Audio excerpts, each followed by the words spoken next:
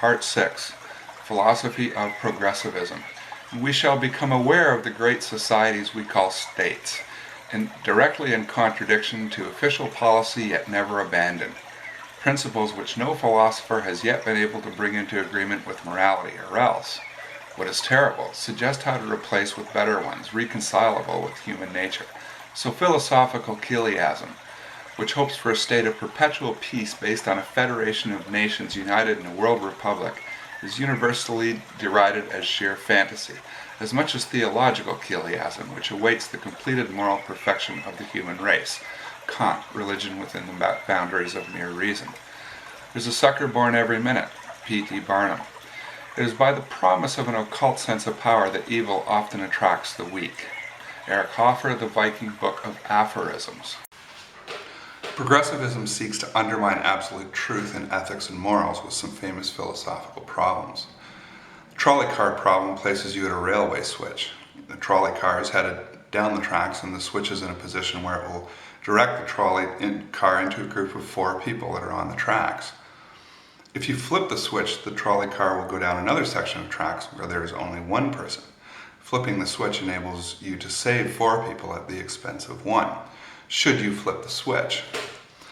Well, the utilitarian believes that morality and ethics should be shaped around the greatest happiness for the greatest number. Utilitarian would flip the switch. A utilitarian would write endless statutory laws in a constant attempt to fix what's wrong, in the name of justice, to create the greatest happiness for the greatest number, forgetting that happiness and justice need to be defined. The utilitarian continuously swims around in water, getting tired, never finds a dock from which to attach beliefs. It's a license for endless statutory law. The lifeboat problem is another famous problem used by progressives to undermine the notion of absolute law. In this problem, 4 people are on a lifeboat that will sink if it carries any more than 3. 1 must be thrown overboard. The problem lies outside the idea of a society, and therefore outside of laws and morals, ideas that presuppose society.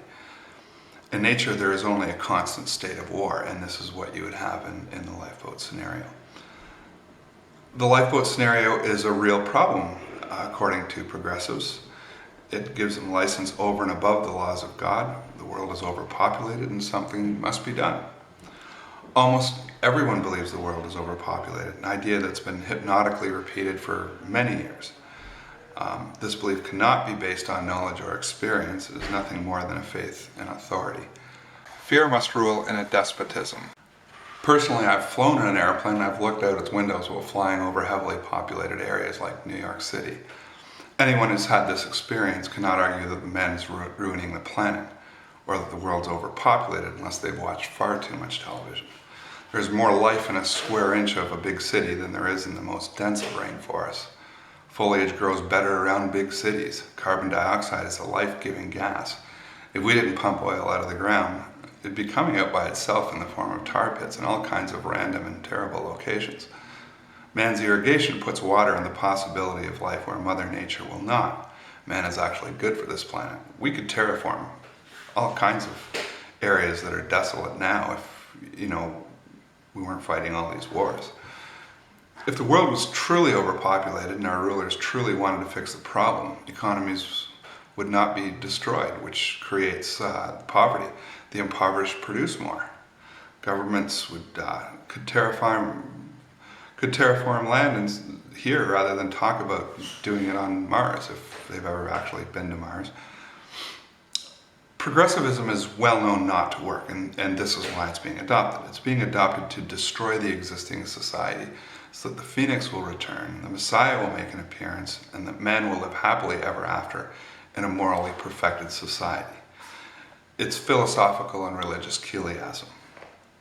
Its purpose is to burn down the existing house and force all humanity to run to the new house of the Jewish Noahide laws, to place the rule of man into the hands of the Talmudic Sanhedrin priesthood of Israel, who consider their Talmud to be above the Word of God. There's a world of statutory laws where Jews and non-Jews are judged differently, and that all men are not equal before the law. There'll be no juries or defense lawyers under Noahide rule. Noahide law cannot be subject to universals because people will be the chosen ones and then there will be everyone else. so it's not a law that's universal. Extermination of the Christians is a necessary sacrifice. Zohar Shimoth.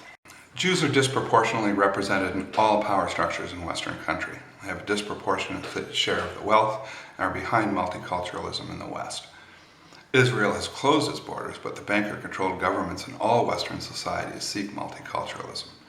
Jews are protected by Holocaustianity. To imagine what a world run by Jews might look like, one could compare Western countries with Palestine now and extrapolate to a world where Jews openly rule everywhere. They are God's chosen people, and in reality, all of humanity is their property. We can also look at the Bolshevik Revolution, which is entirely a Jewish revolution and not a Russian revolution. A Jew should and must make a false oath when the Goyim asks if our books contain anything against them.